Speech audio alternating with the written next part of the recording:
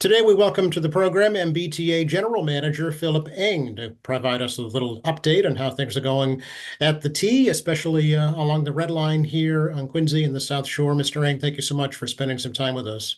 Well, I appreciate an opportunity to do that. Thank you. Oh, it's our pleasure. It's been a little over what, a year and a half now since you've come on board there at the T as General Manager.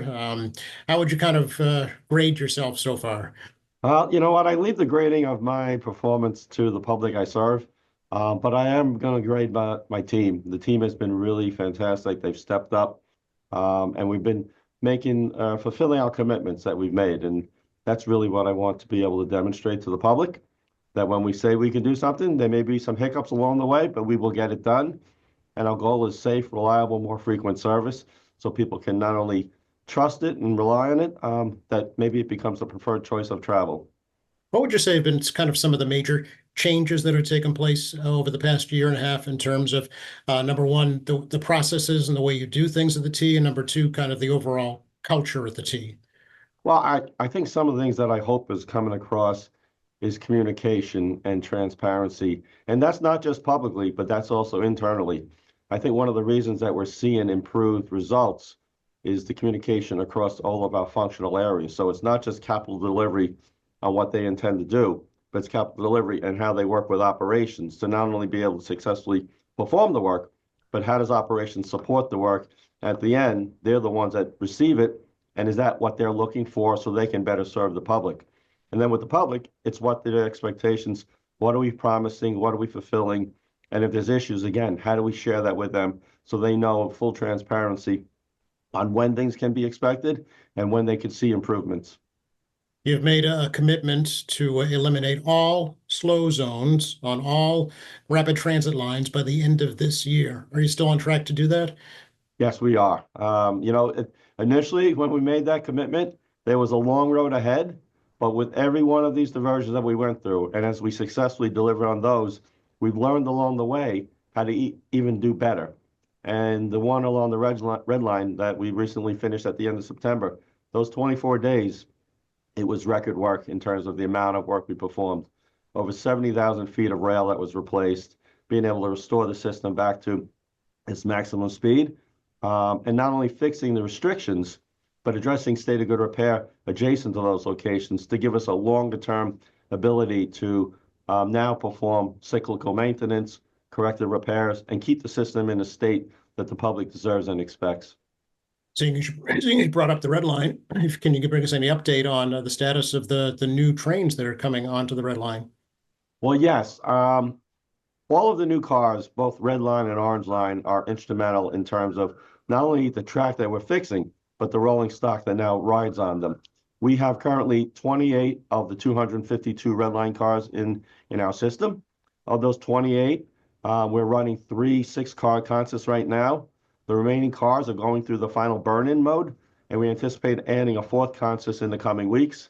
As we continue to receive Red Line cars, and for instance, this month, with the new schedule that CRC has committed to, we're expecting 6 total cars, of which 4 of them will be Red Line cars, and that will continue to bring our total up by the end of October, the 32 Red Line cars. They remain on schedule. The cars continue to perform at a level above the contractual requirements. And there's been a really good, solid team effort between MBTA leadership and the managers on this project, working with CRC and all of their vendors in order to make sure we're looking at the schedule ahead and proactively discussing any issues that may come up, whether it's materials, schedules, and just making sure that the project and the schedule that we laid out can be fulfilled going forward. So as it stands right now, when is that schedule complete? When do all the new Red Line cars come to the fleet? Well, the way this works out now, we're looking at the end of February 27. The end of fiscal year 27. But at the same time, the cars continue to go in. So as we get new cars, we're going to add to the number of train sets that we're running. And at some point, we'll be starting to eliminate and remove some of the older fleet and eventually replenishing with all new fleet. Do you anticipate any further shutdowns along the Red Line this year? We do have a few more in November. to tackle some of the restrictions. I believe we have 4 restrictions near JFK, and then we have one further up near the Kendall MIT area. Those restrictions, once done, Red Line will be restriction-free from end to end along all the branches by the end of November. And we're really excited about that.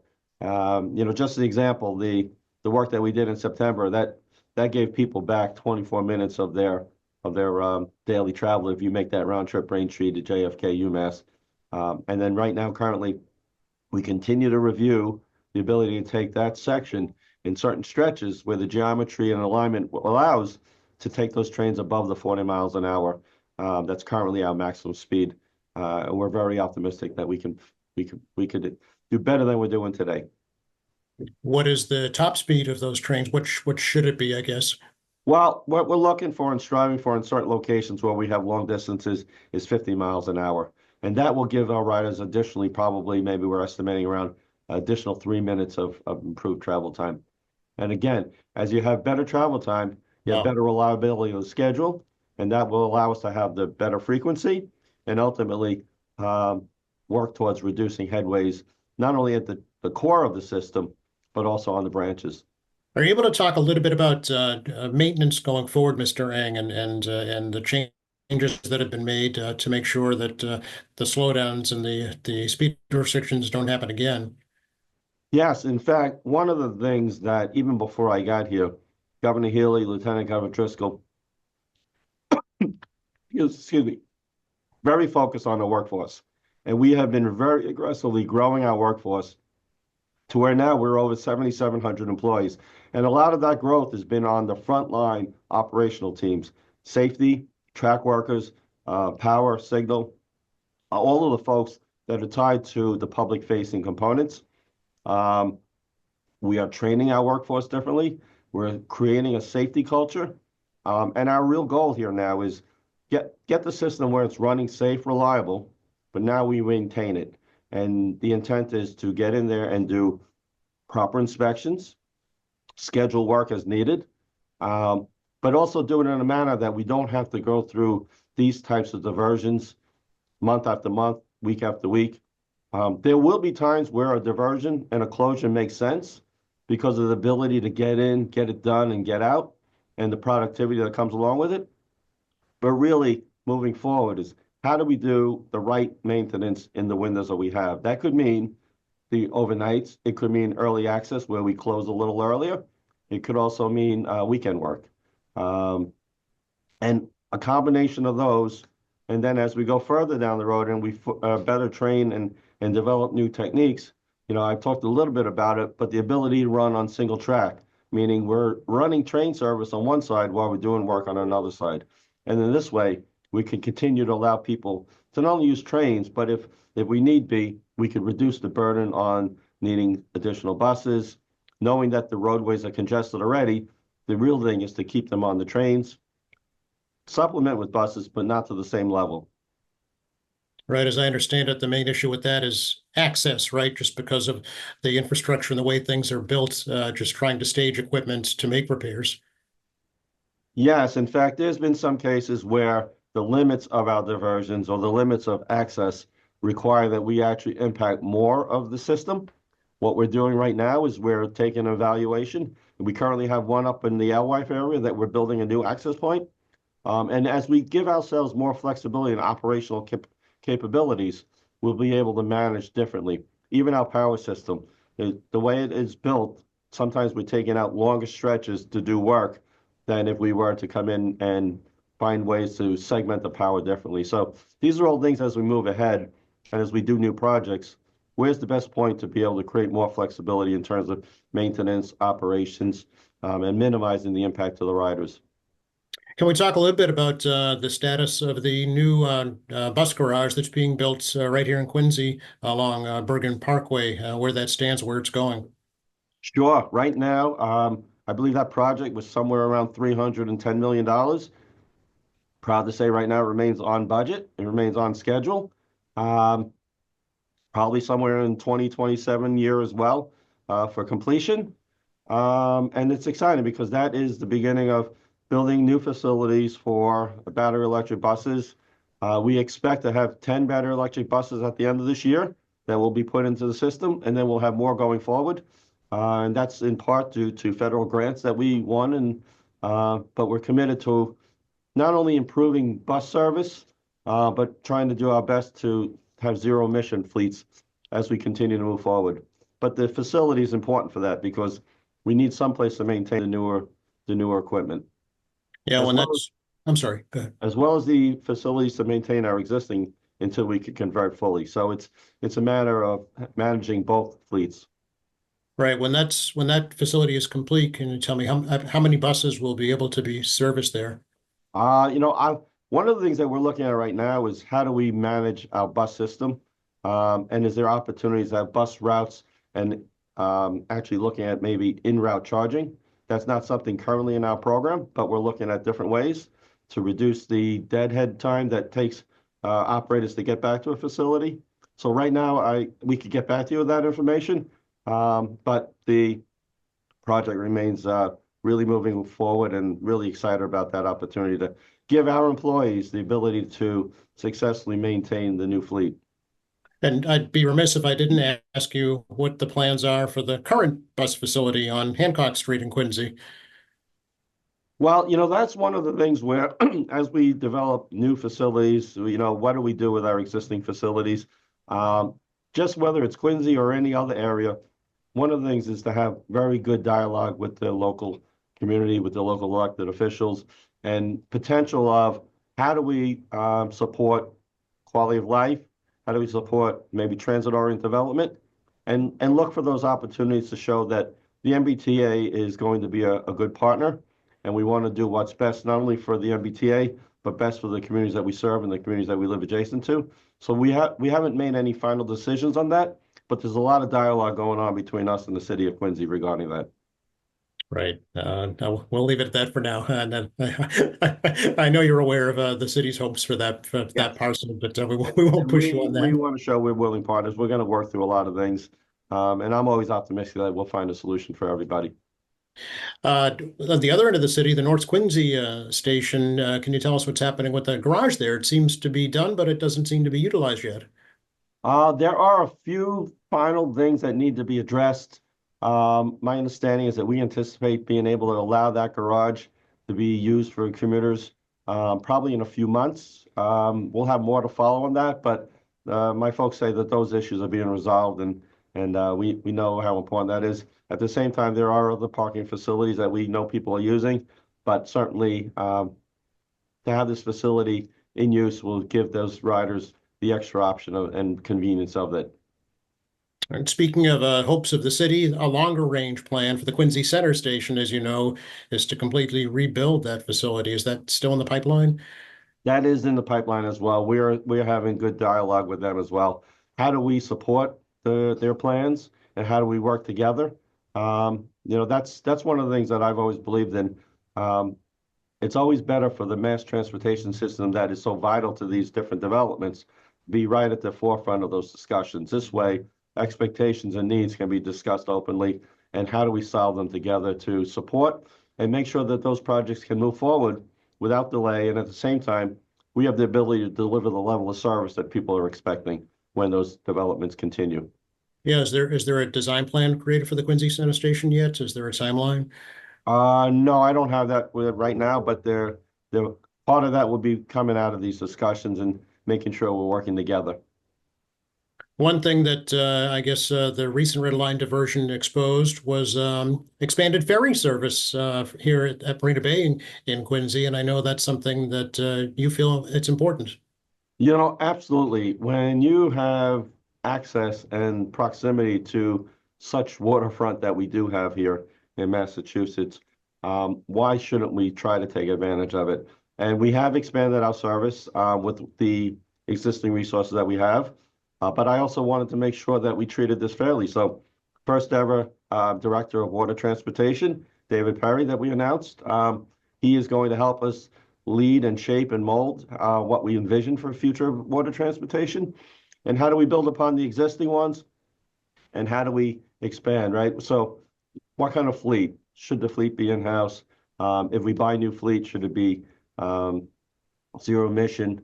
But also, how do we make sure the existing service that we're providing is meeting the customers and public's needs?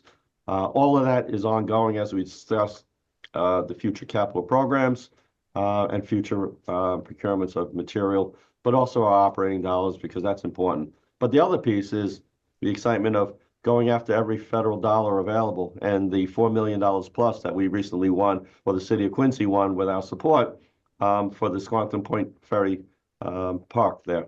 And that is a key piece, making it accessible, making it upgrades, and making sure the facilities are safe and providing the necessary access that to have successful water service and or other types of mode of travel. Yeah, as I understand it, that grant will fund the repair of the pier, but not the dredging of the channel, I guess, that would be required for a larger service. Is that right? That's correct. Okay, so in your mind, do you have a timeline for when a year-round ferry service could be operating? You know, that is something that I get asked a lot on a lot of our lines.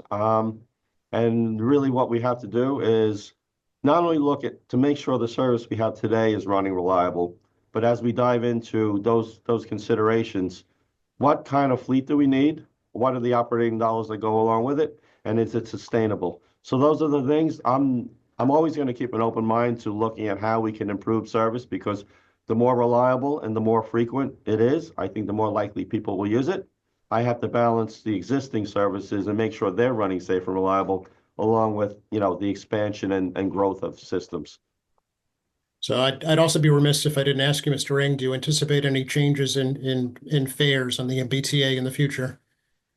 Well, right now, I'm proud of the income eligible fare program that we launched. The Healy Driscoll administration and the legislature put money in our budget for that. We want fares to be affordable. We want fares to be equitable for everybody. But I also know that fares are a part of the revenue stream that we pull in. But my real goal right now is to get the system running safe, reliable, and making sure that the riders can use the system. At some point, fare probably has to be a part of the discussion. But I also know that we're a public service and we provide a public good, and it needs to be affordable. So there's a balance between what fare should be, but I need to make sure I'm running safe, reliable service, frequent service, I think, as part of any discussion. And if it's not safe and it's not reliable, and it doesn't matter what I charge, I don't think people will use it, right? So we need to do that first. It's important.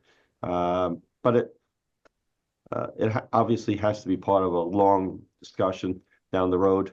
Again, not yet though, but something in the future to think about. I know you just recently launched the contactless payment. Do you envision any other technical advances for riders? Well, one of the other things that we're testing right now is how do we get better real-time information to the riders. So aside from contactless payment, which by the way has been very successful, and every month we continue to see more and more people use it. And that's important, not only for the people that live here, but the people that visit. The ease of accessing our system is great. But technology for real-time communication, whether it's station announcements, train announcements, can we do them remotely? But also, can you put information in the palm of people's hands? I know not everyone has a smart device, but those that have it, we're working on a potential new application where people can see real-time information on train locations, and ultimately we'll be able to help give them the assurance, in addition to what they hear in the system, the ability to look in advance before you get to our stations. And I think that is important. But technology is always advancing, whether it's technology on how we operate our system, the signaling system, which is important, going from analog to digital. That's right now in the midst of the red line and orange line, probably both around 50% complete. And that will give us the ability to have improved service, in addition to not just fixing the tracks, but the signal that go along with the red line cars that go along with it. All of these components are going to add up to a system that I hope people can say they're proud that they live, work, and play in Boston and Massachusetts area. Yeah, I know you're pressed for time, but is there anything else you'd like to share right now?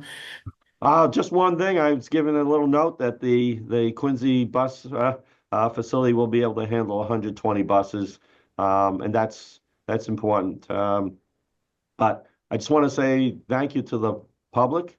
They're the reason that we do what we do. Their feedback has been invaluable, and I really want them to know that their patience has allowed us to actually accelerate work and deliver better service for them quicker. And as long as they feel it's better, then I'm pleased with it, and our commitment is to continue to maintain it now, but also then how do we build a system for the future? So just want to say thank you very much to all of the riders, to all of the public and the communities and business that we serve.